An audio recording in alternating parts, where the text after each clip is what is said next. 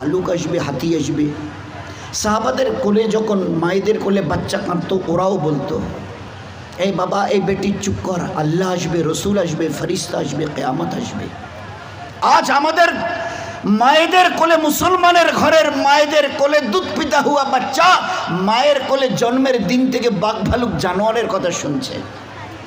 সাহাবাদের ঘরের মা বোনদের কোলে জন্মের দিন থেকে আল্লাহ, রসুল, ফরিস্তা, কিয়ামতের কথা শুনে বড় হচ্ছে। কেন ফারাক হবে না?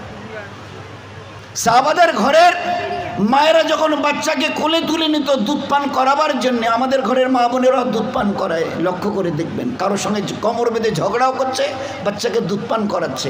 2, 3, 4 জন মেয়ে ছেলে এর ওর নামে গিবুদও করাচ্ছে, আর বাচ্চাকে দুধও পান করাচ্ছে। খোদার কসম খেয়ে বলছি, ও উম্মতের মা বোনেরা, যে আমালের সঙ্গে আপনি আপনার বাচ্চাকে দুধ পান করাবেন, জেনে রেখে দিন, আপনার সিনার এই দুধের সঙ্গে ওই আমালের তাসির ওই বাচ্চার ভিতরে গিয়ে দাখিল হবে, বাচ্চার ভিতরে গিয়ে দাখিল হবে। হ্যাঁ, ওইসব গিবত, ঝগড়া, কুচ কাচাল, শাশুড়ি বউ, এসব ছাড়ুন, এসব ছাড়ুন। আজকে সাহাবাদের ঘরের ওই দিন মা বোনেরা বাচ্চাকে, ছোট বাচ্চাকে, 6 মাসের, 1 বছরের, 2 বছরের বাচ্চাকে কোলে নিয়ে নবী আর রসুলদের কেচ্চা শোনাতো। হায় হায় হায়, আজ আমাদের ঘরের মা বোনেরা 6 মাসের বাচ্চা, 1 বছর, 1.5 বছরের বাচ্চা যদি একটু ক্যাচাল করে, মোবাইলটা চালু করে দিয়ে হাতে তুলে দেয়। এ আমার কলিজার টুকরে বেটা, এই আমার কলিজার টুকরে বেটি, তুই এই ছোট ছোট বাচ্চাদের বেহায়া নাচ গান এগুলো দেখতে থাক, গুনার আমলটা করতে থাক, আমি গিয়ে তোকে চুপ করিয়ে গিয়ে রান্নাটা করি। তো মা জন্মের পরের থেকে তার আদরের কলিজার টুকরা সোনাম ধনমণিকে গোনা করা শেখাচ্ছে। এই বাচ্চাদের উলঙ্গ বেহায়া নাচ দেখতে থাক, তুই এই গোনাটা করতে করতে থাক, আর আমি গিয়ে রাঁধি, কাচি, ঘরটা লেপি।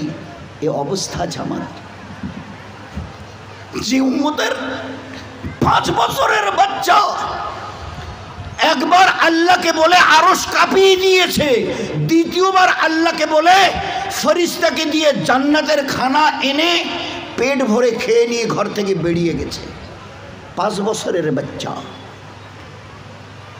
তাবেঈনদের মধ্যে একটা দিন ছিল, আমাদের দিন ছিল দোস্ত। আমরা এই জন্য একটু নিজেকে খোদার সামনে ঝুঁকাতে একটু অভ্যস্ত হই, হ্যাবিচুয়েটেড হই। ট্রাই টু বি হ্যাবিচুয়েটেড, একটু অভ্যস্ত হই আল্লাহকে আল্লাহ বলে মেনে নিয়ে তার রহমতের পায়ে সেজদা। কি আছে তোমার কাছে আল্লাহ জানতে চায়। এই উম্মতের মুহাম্মাদিয়া সাল্লাল্লাহু আলাইহি সাল্লাম, কি আছে তোমাদের, কি আছে তোমাদের কাছে গর্ব করার মতো? হাইয়া আলাস সালাহ, ঘাড় ফিরিয়ে চলে যাচ্ছ, এই গর্বের দিন টিকে থাকবে তো? You will be very proud for this that I am a very young and study. এটা ঠিক থাকবে তো? তোমার এই জওয়ানিকে তুমি ধরে রাখতে পারবে তো? তোমার এই জওয়ানি ঢলবে না তো? ভালো করে ইয়াদ করো, আমি তোমার বড় মেহেরবান আল্লাহ তোমাকে বলছি, একটু ঝুঁকতে শেখো। কি আছে তোমার কাছে গর্ব করার মতো? একটা জিনিস আমাকে দেখিয়ে দাও। আল্লাহ দেখিয়ে দিয়েছে তোমার কাছে 3টে আছে, 3টি। কি কি? 1, পায়ের নখ থেকে মাথার চুল পর্যন্ত নাপাক ছাড়া আর পাক বলে কোনো কিছু নেই তোমার কাছে। দেখাও একটা জায়গায়, এই জায়গাটা পাক আছে, বদবু ছাড়া খুশবু বের হয়, দেখাও। পুরুষ হওয়ার মেয়ে ছেলে দেখাও না। খুলিকাল ইনসানু মিন নুতফা। আমি আল্লাহ জিজ্ঞাসা করছি, তোমার পরিচয়টা আমাকে শোনাবে। পরিচয়টা কি আছে আমাদের কাছে? ওই পরিচয় ছাড়া few back days we everybody were of a drop of a dirty fluid, nothing else. আমরা সবাই, আল্লাহ আমাদের পরিচয় জানতে চাইছেন। খুলিকাল ইনসানু মিন নুতফা। আমরা বড় ওই নাপাক মনির কাতরা থেকে আমরা জন্ম নিয়েছি। আমাদের পরিচয় few back days we are A drop of a dirty fluid. আমরা এক বিন্দু নাপাক মনির কাতরা, এর চাইতে বড় পরিচয়। আচ্ছা, তোমার পায়ের নখ থেকে মাথার চুল পর্যন্ত একটা জায়গা দেখাবে যেখান থেকে খুশবু বার হয়, দেখাও। নাক থেকে যদি করো, স্বামীও পর্যন্ত বলবে নাকটা একটু ঘুরিয়ে ওই দিকে। মুখ দিয়ে অক করো যদি, তো ছেলেমেয়েরা বলবে আম্মু তুমি এটা কি করছো? পায়খানা পেশাবের রাস্তা দিয়ে হলে তো কথাই নেই, কান থেকে যদি কিছু বেরোয় তো কথাই নেই, চোখের এই জায়গা থেকে যদি বেরোয় তো পাশে কেউ বসতে দেবে না।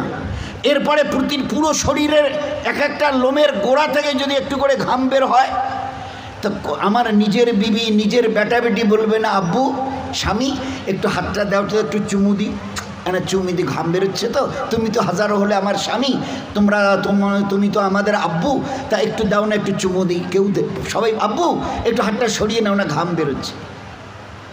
এই তো তোমার পরিচয়, পারে নখ থেকে মাথার চুল পর্যন্ত বদবু ছাড়া কোথাও। 3 খুলিকাল ইনসানু মিন জাইফা, তোমরা বড় দুর্বল। আমি জিজ্ঞাসা করছি 3.5 হাতের একটা এইরকম শরীর, সুটাম চেহারা, আচ্ছা তোমার পিঠে কি বসে আছে? এইভাবে 2-3 বার দেখার পরে বলবে কই দেখা তো যায় না। আচ্ছা তা তুমি না খুব বুদ্ধির বড়াই করো, মডার্ন টেকনোলজি আর সায়েন্সের খুব গালগপ্প করো, তোমার নিজের পিঠে কি বসে আছে তুমি বলতে পারো না? বলে না তা জানি না। আচ্ছা 10 মিনিট পরে তোমার পজিশন অবস্থা কি থাকবে জানো তুমি? বলে আমরা কিচ্ছু জানি না। বাজারে যাবে বলে ব্যাগ নিয়ে মোটর সাইকেলের হুকে আটকে দিয়ে স্টার্ট করে খালি বাজারে গিয়ে স্ট্যান্ড করে খালি পা দিয়ে স্ট্যান্ডটাকে খালি ঠিক করে দিয়েছে, পিছন থেকে একটা গাড়ি এসে ধাক্কা দিল আর সঙ্গে সঙ্গে ডেথ। লাশ নিয়ে বাড়ি চলে গেল। এসছিল বাজার করতে, বড় ঝোলা নিয়ে এসছিল, বড় আশা করে মেহমান অপেক্ষা করছে বাড়িতে। বাজার থেকে ব্যাগে বাজার যায়নি, তার লাশ চলে গেছে বাড়িতে। খুলিকাল ইনসানু মিন জাইফা। 4 আল্লাহ জিজ্ঞাসা করছে আব্দুর রহমান বয়স কত? হ্যাঁ আল্লাহ 42 চলছে। বাকি কত? I know nothing about my age. Noorjahan তোমার বয়স কত চলছে? আল্লাহ 45 চলছে। আচ্ছা এরপরে আর বাকি কত? তা আল্লাহ আমি কেমন করে বলবো? না তোমার নিজের বয়স। তাহলে তা তো জানি না। এই তো তোমার অবস্থা, এই তো তোমার অবস্থা। তুমি এক বিন্দু নাপাক, তুমি বড় দুর্বল, তুমি বড় বদবুদার, আর তুমি তোমার নিজের 10 মিনিট পরের অবস্থা তাও তোমার জানা নেই। এরপরেও যে আল্লাহ তোমাকে তিলে তিলে তার দয়ায় এই সেকেল সুরত আর এইরকম হায়াত দিয়েছে, একবারও তার কথা ভাবো না, একবারও তার কথা ভাবো না যে কত দয়ায় তিনি তোমাকে প্রতিপালিত করেছেন। দেখবেন সবাই, আমরা তো ওই সময় থাকি না, ওখানে মেয়েরাই থাকে। বাচ্চা যখন জন্ম নেয় না, তো যারা দাদি নানি চাচি যারা ওখানে ভিতরে থাকে, ও তারা এবারে বাচ্চা বের হবার পরে এবারে হাতটার নখগুলো ভালো করে দেখে টাকে, কান টানগুলো ঠিক আছে কিনা, সব কিছু চোখ টোকগুলো হ্যাঁ ঠিক আছে গো, ঠিক আছে, খবরদার বাচ্চা ছেলে হয়েছে মেয়ে হয়েছে ঠিক আছে, সব ঠিক হয়েছে, সব আছে, চোখ আছে, বুরু আছে, মাথায় চুল আছে, হাত পা ওর নখটুকু পর্যন্ত বেশ গজিয়েছে। আচ্ছা তো মুখে দাঁত কটা নেই কেন? কখনো ভেবেছ? এ জগতের ইনসান ভেবেছ কখনো? সব বলছো ওকে, আচ্ছা দাঁত কটা যে নেই?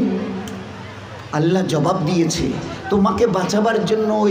ওই সময় তোমার মুখে দাঁত কটা, যে আল্লাহ তোমার সব কিছু দিয়েছি, হাতের পায়ের নখ পর্যন্ত আছে, 2-4-5 দিন পরে কেটে দিতে হয়, সেখানে দাঁত কটা দিইনি কেন? তোমাকে বাঁচাবার জন্যে। আমাকে চেনো আমি কত বড় মেহেরবান তোমার জন্যে। শুধু তোমাকে বাঁচানোর জন্যে তোমার মায়ের পেট থেকে বেরিয়ে আসার সময় তোমার মুখে দাঁত কটা দেয়নি। যদি দাঁত কটা পেতে না, তো মায়ের সিনার ওই নরম গোশে স্তনে কামড় দিয়ে দিয়ে ক্ষতবিক্ষত ঘা করতে, 3-4 দিন ওইভাবে ঘা তাজা হওয়ার পরে মায়ের চোখের সামনে তুমি তরপাতে, জবাই করা মুরগিকে যেভাবে তরপাতে দেখো, ওইভাবে মায়ের সামনে তরপাতে, আর তরপাতে মরে যেতে তুমি। তোমার মা একটাবার বুকে তুলে তার নিজের সিনা তোমার মুখে লাগাতো না, এই জন্য তুমি কামড় দিয়ে ঘা করে দিয়েছ। আমি বাঁচাবার জন্যে সব কিছু তোমার মায়ের পেটে বানিয়েছি, পুরো ফিগারের যা কিছু প্রয়োজন, each and everything has been given from myself, শুধুমাত্র except your teeth, তোমার দাঁত বাদ দিয়ে, যেখানে আমি তোমাকে আমার দয়ায় বাঁচাতে চাইছিলাম, ওই জন্য দাঁত কটা দিনই, নয়তো মায়ের স্তনকে কেটে ছিন্ন বিচ্ছিন্ন করতে, মায়ের চোখের সামনে তরপাতে তুমি মরে যেতে। একটাবার চিন্তা করেছো আমার কথা? তোমার প্রতি কত দয়া করেছি। ফের এই বাচ্চাটা হাদিসে পাকের মধ্যে এসে আস্তে আস্তে যখন বড় হয়, তার বুবুকে, ভাইকে, আব্বাকে কিছু খেতে দেখে, শব্দ এর কানে আসে, আমারও ওই রকম দাঁত থাকলে আমিও খেতাম। আল্লাহ বলে, হাদিসে পাকের কথা বলছে, আল্লাহ বলে তুই একটু সবর কর, সবর কর, কারণ এখন তোর অতটা হুশ আওয়াজ হয়নি, এখনই যদি দাঁত দিই মায়ের স্থানে কাপড় দিবি, একটু সবর কর, এই 7-8 মাস 9 মাস 10 মাস হোক না, একটু যখন, তারপরে আমি দাঁত দেবো। গোস্তের ওই নরম জায়গা থেকে আস্তে করে বাবা মা সব খুশি, আম্মা তোমার নাতির দাঁত গজিয়েছে শুনেছ? আচ্ছা, 2টো দাঁত গজিয়েছে, তো উঠতে দেখে সবাই খুশি। আচ্ছা, কখনো ভেবেছ এই দাঁতটা বাড়তে বাড়তে এই পর্যন্ত বারবার পরে আর বাড়ে না? Why? What is the reason of it? Who will give the answer? Who will give the answer? Anybody else of this world? আছে কেউ দুনিয়াওয়ালা ও মডার্ন সায়েন্স মডার্ন টেকনোলজিওয়ালা এই দাঁতকে গজাতে থেকে খুশি হয়েছো? বাড়তে বাড়তে এই পর্যন্ত বেড়ে গেছে, তারপরে আর বাড়ে না। কোন দুনিয়ার মডার্ন টেকনোলজি এর পিছনে কাজ করেছে বলো? বলো না। দেখেছো আমার দয়া? তারপরেও যদি যেভাবে বাড়ছিল, যদি আর 6টা মাস বাড়তো না, তোমার নিজের চেহারা আয়নায় দেখলে তুমি একবার দেখে আটকে উঠে বেহুশ হয়ে মরে যেতে, অজ্ঞান হয়ে মরে যেতে। কি বিকট চেহারা! নিচের দাঁতগুলো বেড়ে গিয়ে এইরকম, উপরের দাঁতগুলো বেড়ে গিয়ে এইরকম হতো তোমার চেহারাটা, বিকট একটা চেহারা হতো। আমি ওটাকে কন্ট্রোল করেছি। এই বাচ্চা তখন 7, 8, 10 মাসের, 1 বছর 1.5 বছরের বাচ্চা দেখে দাদা কি যেন, ভাইজান যেন কি কর্মর করে চিবোচ্ছে, বুবু যেন কি একটা খাচ্ছে শক্ত মতো, আব্বু যেন কি একটা শক্ত মতো চিবোচ্ছে, শোনা যাচ্ছে। আসমান থেকে আওয়াজ আসে, তুই একটু সবর কর না, তোকে হালকা জিনিস খাওয়াবার জন্য যে দাঁতটা এখন দিয়েছে ওটার নাম হচ্ছে দুধ দাঁত, এর ক্যাপাসিটি কম, হালকা জিনিস চিবোতে পারবি, শক্ত জিনিস চিবোলে না ও দাঁত ভেঙে যাবে, তো তুই একটু সবর কর। ফের কদিন পরে একটা করে নড়া শুরু করে, আম্মু এ দাঁতটা নড়ছে, ফের একটা একটা করে 32 টাকা আমি ট্রান্সফার করি, ফের ওখান থেকে গজানো শুরু করি। এইবারে তুমি নিজের দাঁত দিয়ে যত শক্ত হাড় হোক, পেয়ারা হোক, যা কিছু মন চায় খুব কড়মড়িয়ে চিবিয়ে খাও, কোনো অসুবিধা হবে না। এত বড় দয়ার দান দেখেও তুমি একটাবার আমার সামনে ঝুঁকাবে না? আচ্ছা, আমার কাছে তোমাকে ফিরে আসতে হবে না? বলো বলো যে ফিরবে না, ফিরবে না। আজ তুমি আস্তিন গোটাও, লাল চোখ দেখাও, আমার জমিনে দর্প ভরে পা রেখে চলো। আচ্ছা, তোমার কি মনে হয় তুমি আমার সঙ্গে মোকাবেলায় আসবে? আসবে? তোমাকে সেজদা করতে না, না, ওসব আমাদের দ্বারা হবে না। হোয়াই হোয়াই হোয়াই কি আছে তোমার কাছে গর্ব করার মতো? আর আমার সঙ্গে তুমি পাল্লা দেবে, মোকাবেলায় আসবে, কি আছে তোমার কাছে বলো না? এর মাস আজকের যেটা ফুলছে মাসল, এটাকে না আর এই দিকে ঝোলা মানে ফুলাতে পারবে না। শত চেষ্টা যদি করো তো উপরের দিকে নয় নিচের দিকে ঝুলে থাকবে। যে দাঁত আজকে কড়মড়িয়ে অন্যের দিকে লাল চোখ করে তাকাও, এই চোখ আজ বাদে কাল ঝাপসা হবে। এ দাঁত তোমার কাছ থেকে তোমাকে জিজ্ঞাসা না করে বিদায় নেবে। এ কালো চুল তোমাকে না বলে সাদা হবে।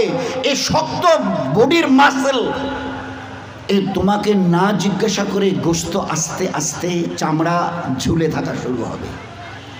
আমার কাছে কি তোমার কাছে আছে মোকাবেলা করার মতো? কিছুই আমি করব না, শুধু তোমার বয়সটুকুকে একটু যদি বাড়িয়ে দিই। ও আম্মেরহু নুন্নাক্কিসহু ফিল খালক, মায়ের পেট থেকে বের হয়ে যেভাবে মুখ থুবড়ে পড়েছিলে, নিজের পায়খানা নিজের হাতে ওইভাবে ছেনিয়ে নিজের মুখে দিয়েছিলে না, আমাকে তুমি কি দেখতে চাও? একটু যদি হায়াতটুকু বাড়িয়ে দিই, মুখ থুবড়ে পড়ে থাকতে হবে। পাশ দিয়ে কেউ হেঁটে যেতে রাজি হবে না, কারণ দেখলেই বলবে কেউ আমি একটু বাথরুম যাব, আমার একটু হাতটা ধরে তুলে দাও তো। কেন কি তোমার ওই পিছনের দিন কটা মাসেল ফুলানো, লাল চোখ করা, জমিনে দর্প ভরে চলার ওই দিনগুলো কোথায় গেল আমি জানতে চাইছি। বলো না, আমি কিচ্ছু করবো না। একটা হাতি যদি এসে মশাকে বলে হ্যাঁ তুই নাকি আমার সঙ্গে নাকি পাল্লা দিবি, তা আমি তো চিন্তা করে কুল পাচ্ছি না, তোকে যে মারবো কোথায় মারবো। আচ্ছা, একটা হাতি যদি মশাকে মারতে চায় কোথায় লাদ মারবে বলেন তো? তো আল্লাহ যদি আমাদের মতো 3 হাতের একটা কমজোর নাপাক ইনসানকে আল্লাহ যদি টোকা দিতে চায়, তো আল্লাহ কি তোর কোথায় টোকা দেবো বলতো? আমি আল্লাহ সাত আসমান জমিনকে একদিন আমি আমার হাতের তালুতে নেব। লিল্লাহিল ওয়াহিদিল কাহার, সাত আসমান ও জমিনকে আমি একদিন আমার হাতের তালুতে। ও আল্লাহ কত বড়! আর ওই আল্লাহর মোকাবেলায় যদি আমি আসি তো আল্লাহ কি বলবে? ওই হাতির মতো মশাটাকে যদি বলে, আরে তোরে আমি কোথায় ধরি আর কোথায় মারি বলতো? আর এই মশা যদি দ্বন্দ্বনায়, হ্যাঁ হ্যাঁ আসেন না, হোক মোকাবেলা হয়ে যাবে। তো বলেন আজকের খুব চিন্তা করি, আমি যদি হায়াতটুকু বাড়িয়ে দিই, মুখ থুবড়ে পড়ে থাকবে আর নিজের হাতে পায়খানা ছানবে, পাশ দিয়ে কেউ যেতে রাজি হবে না, ওই দেখলে ডাকবে শুতে মুখানা ধরো তো না, বাথরুম না বসি তোলো তো। কেন তোমার ওই দিনগুলো কোথায় গেল? এইরকম বুক ঠুকা দিনগুলো তোমার কোথায় গেল? দোস্ত ও দিন আসবে, ফের দুনিয়া থেকে বিদায় নিয়ে খোদার কাছে ফিরে যেতে হবে। আল্লাহ কুল্লু নাফসিন যায়কাতুল মাউত সুম্মা ইলাইনা তুরজাউন। কে আছো দুনিয়ায়? ঝুপড়িওয়ালার কুরসিওয়ালা কে আছো যে আমার কাছে আসবে না? শেষ কথাটা অনুরোধের সঙ্গে, আমরা যত ভাই এখানে এসছি প্যান্ডেলের ভিতরে বাইরে, আমাদের যত মা বোন ওখানে ভিতরে আছে, তারা সবাই একটা কথার উত্তর দিই, নিজের ইচ্ছায় আমি দুনিয়ায় এসেছি, কারো উপরে ভরসা করে নয়, ডিপেন্ড করে। আমি আমার নিজের ইচ্ছায় এসেছি। এরকম বলনেওয়ালা কারা কারা আছে একটু হাত তুলে দেখাবেন দয়া করে। আমরা পুরুষরা, আমাদের ওখানে পর্দার ভিতরের মা বোনেরা, আমি আমার নিজের ইচ্ছায় এসেছি, যেদিন আমার মন চাইবে আমি নিজের ইচ্ছায় যাব। আছে কেউ একথা বলনেওয়ালা দুনিয়ায় এরকম বাহাদুর? আমরা কেউ আসিনি, আমাদেরকে পাঠানো হয়েছে। উই হ্যাভ নট কাম, আমরা আসিনি, আমাদেরকে পাঠানো হয়েছে। আমরা ইচ্ছা করে যেতে চাইলে ইচ্ছা করে যেতেও পর্যন্ত পারবো না। তিনি যেদিন ডাক দেবেন আব্দুর রহমান আয়, তো শত সহস্র বাঁধনকে ছিন্ন করে চলে যেতে হবে। সকিনা রহিমা আয়, তো সমস্ত চোখের পানিকে ভাসিয়ে দিয়ে ওদেরকে চলে যেতে হবে। আমরা কেউ আসিনি, আমাদের পাঠানো হয়েছে। ওলামায়ে কেরাম বলেন, হ্যাঁ তুমি যদি বুক ফুঁকে বলতে পারো আমি আমার নিজের ইচ্ছায় এসেছি, হ্যাঁ তুমি আল্লাহর অনুগত হবার কোনো প্রয়োজন নেই, আল্লাহর ইবাদত তোমার করার কোনো প্রয়োজন নেই। তুমি যখন নিজের ইচ্ছায় এসছো, যা তোমার মন চাইবে তুমি তা করে যাও।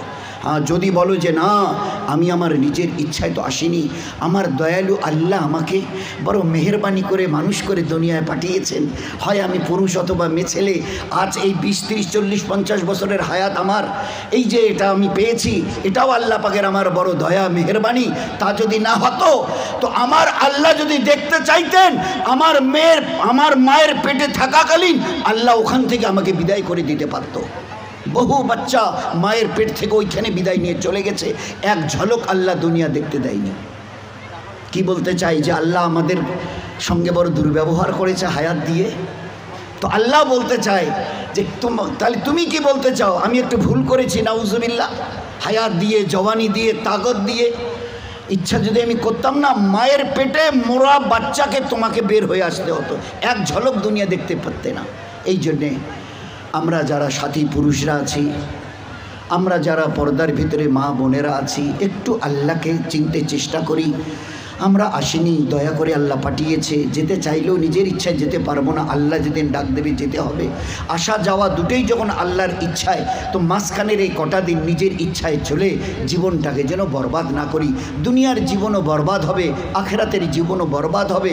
বরবাদের লাস্ট কথাটা হলো এই, তুমি আমার ইবাদতকে ছেড়ে দাও, দুটো জিনিস তোমাকে আমি দেব। এক, যতদিন দুনিয়ায় বেঁচে থাকবে, চাहे পুরুষ হও অথবা মেয়ে ছেলে, আমার ইজ্জত জালালের কসম, দুনিয়ায় তোমার জীবন যাবে অশান্তির আগুনে জ্বলতে, মরণের পরে তোমার জীবন যাবে জাহান্নামের আগুনে জ্বলতে। না দুনিয়ায় শান্তি না আখেরাতে। দুনিয়ায় তোমার যতদিন 100 বছরে যদি বেঁচে থাকো, দুনিয়ায় তোমার জীবন যাবে অশান্তির আগুনে জ্বলতে, মরণের পরে তোমার জীবন যাবে জাহান্নামের আগুনে জ্বলতে। এই জন্য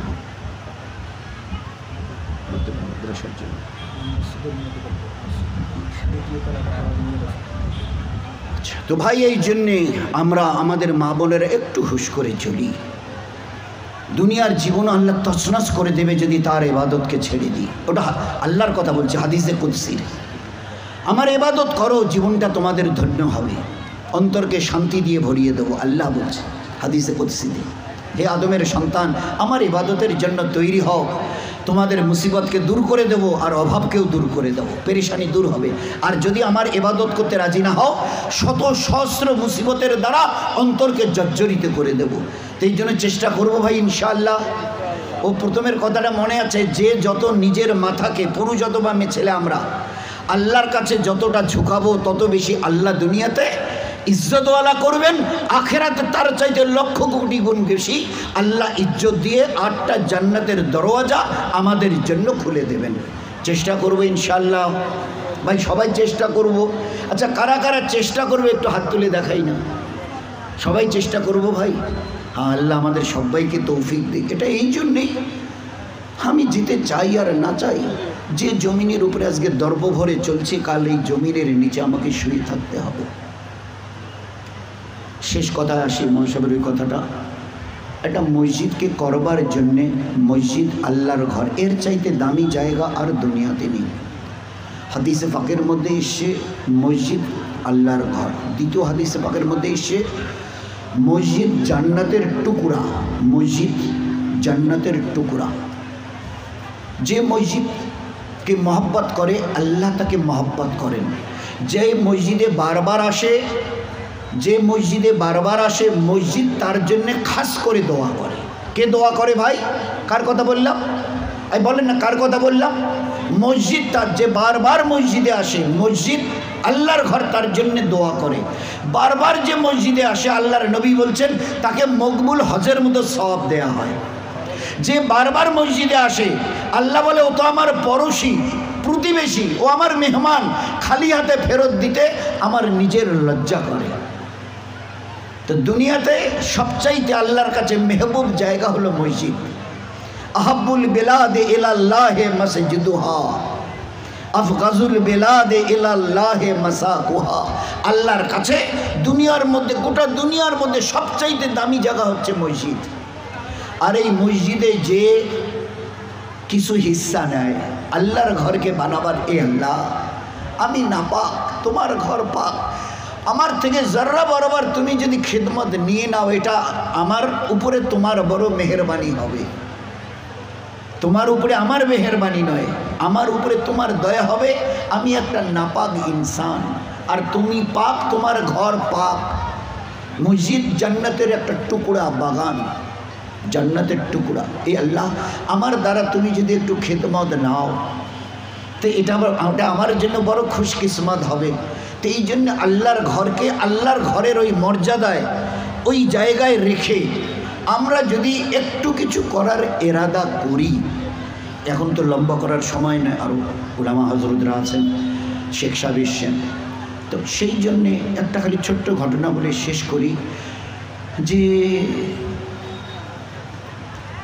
আল্লাহর কারণে এরা 3 জন, ওই যাদের কথা বলি, ইমাম হাসান, হুসেন আর জাফর রাদিয়াল্লাহু তাআলা আনহু,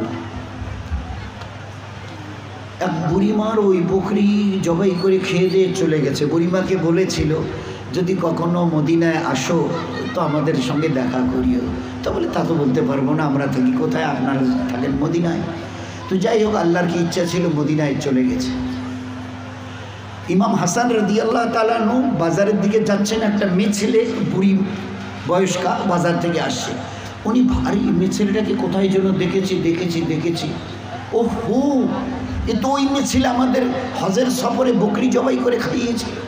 বুড়ির কাছে গিয়ে সালাম, বুড়িমা আপনার বাড়ি কি মদিনায়? তাহলে না বাবা, আমরা অন্য এলাকার লোক, মুসাফির, এখানে এখন মদিনায় থাকি। আচ্ছা তুমি আমাকে চেনো? তা বলে না বাবা চিনি না। তো বলে 3 মেহমানকে তুমি একটা বকরি জবাই করে? হ্যাঁ, তা খাইয়েছিলাম। বলে ওই 3-এর আমি একজন। তো তোমার বুড়া মিয়া কই গো? তো বলছে বুড়া মিয়া ঝুপড়িতে থাকে, বড় দুর্বল হয়ে গেছে। তা তোমাদের চলে কি করে? বলে বুড়ো মিয়া ওই দিনের বেলা ওই উটের গোবর তুলে আনে, আর আমি ওটাকে চ্যাপটা করে শুকোই, আর মদিনার বাজারে গিয়ে বিক্রি করে যা পয়সা আল্লাহ দেয় তাই দিয়ে দুজনের কোনো রকম দিন গুজরান হয়। আচ্ছা, তোমার বুড়ো মিয়া উটের গোবর, কাঁচা গোবর নিয়ে আসে, তুমি শুকাও, মদিনার বাজারে বেচো, আর ওতে যা পয়সা করি একটু আল্লাহ দেয় তাই দিয়ে। আচ্ছা ঠিক আছে, বুড়িমা আসো। এবার বুড়িমাকে ডেকে নিয়ে বলছে, বুড়িমা এই বকরির পালে আমার 1000 বকরি আছে, এটা আমি তোমাকে দিয়ে দিলাম। তা বুড়িমা বলছে, বাবা আমরা গরিব বলেই তুমি মজাক করছো। বলে, না না বুড়িমা, তুমি কত এহসান করেছিলে, তোমাদের জীবন ধরনের একটা বকরিও আমাদেরকে জবাই করে আমাদের খাইয়েছিলে, দিনকে সামনে রেখে, দিনকে সামনে রেখে। তো এখানে আমার 1000 বকরি এটা তোমাকে দিলাম, আর একটু দাঁড়াও। ঘরের ভিতরে দৌড়ে গেল ইমাম হাসান রাদিয়াল্লাহু আনহু, 1000 সোনার মোহর, সোনার মোহর 1000 এনে হাতে দিয়ে বলল, বুড়িমা এতে 1000 সোনার মোহর আছে এই থলেতে, এটাও তোমার। এইবারে দিয়ে একটু বাড়ির কাছে গিয়ে বলছে, ভাই হোসাইন ঘরে আছো? বলছে, হ্যাঁ ভাই আছে। বলে, বেরিয়ে আসো। বুড়িমাকে চেনো? বলে, না। বলে, ওই যে আমাদের হজের সফরে বকরি। বলে, আচ্ছা তা ভাই তুমি কি করেছো? ভাই হাসান তুমি কি করেছো? তো বলে, আমি 1000 বকরি আর 1000 সোনার মোহর দিয়েছি। ইমাম হোসেন রাদিয়াল্লাহু তাআলা আনহু বুড়িমাকে একটু ডেকে নিয়ে বলল, আমার এই বকরির পালে 1000 বকরি আছে, এটাও তোমাকে দিলাম, আর তুমি একটু থাকো। ঘরে গিয়ে ফের 1000 সোনার মোহর এনে বুড়িমাকে দিল। দুইজনে মিলে এবারে জাফর রাদিয়াল্লাহু তাআলা আনহুর বাড়ির সামনে গিয়ে দাঁড়ালো। তাকে ডেকে বললো, এই বুড়িমাকে চিনতে পারছো? তা বলে, না। বলে, আমাদের ওই বকরি জবাই করে। ওহো, এই বুড়িমা, তা তোমরা কি করেছো? বলে, আমরা 2 ভাই 2000 বকরি আর 2000 সোনার মোহর দিয়েছি। এবারে জাফর রাদিয়াল্লাহু তাআলা আনহু বুড়িমাকে ডেকে নিয়ে বলছে, বুড়িমা আমার এই বকরির পালে 2000 বকরি আছে, এটা তোমার। আর ঘরের ভিতরে গিয়ে এবারে ফের 2000 সোনার মোহর এনে এবারে বুড়িমাকে দিয়ে বলল, এটাও তোমার। তো বুড়িমা অতটা সোনার মোহর কি করে নেবে?